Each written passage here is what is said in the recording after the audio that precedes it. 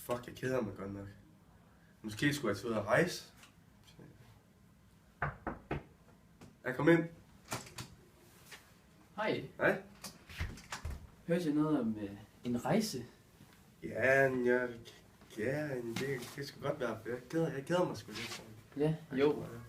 Jamen, det var heldigt, at jeg kom forbi så, fordi at, jeg har nemlig den her rejse til Saturn, som jeg gerne vil af med. Ja.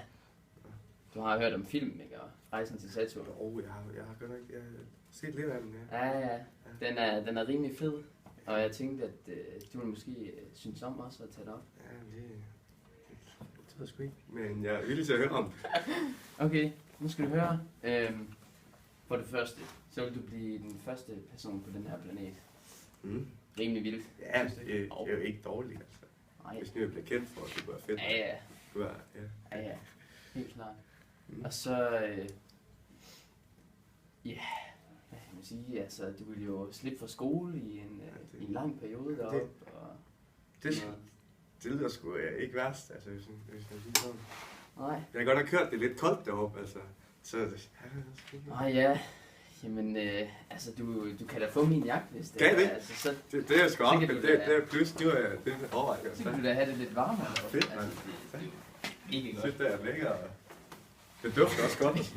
Det var rigtig godt. Ja. Gud.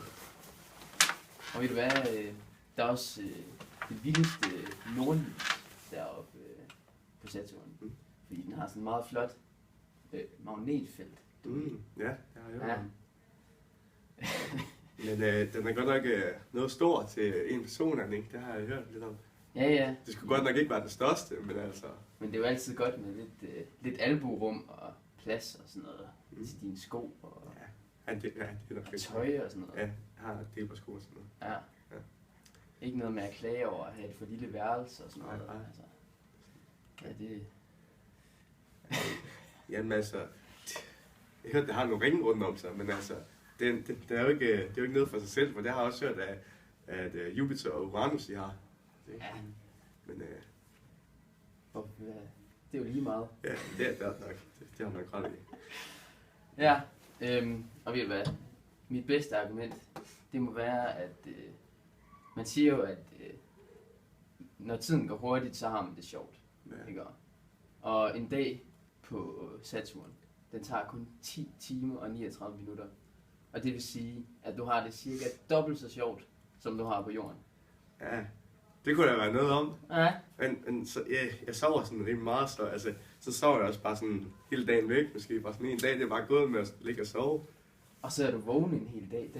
Det er også meget fedt. Så. Det er jo vanvittigt. Det er fedt. Men der er ikke nogen kvinder deroppe, er der?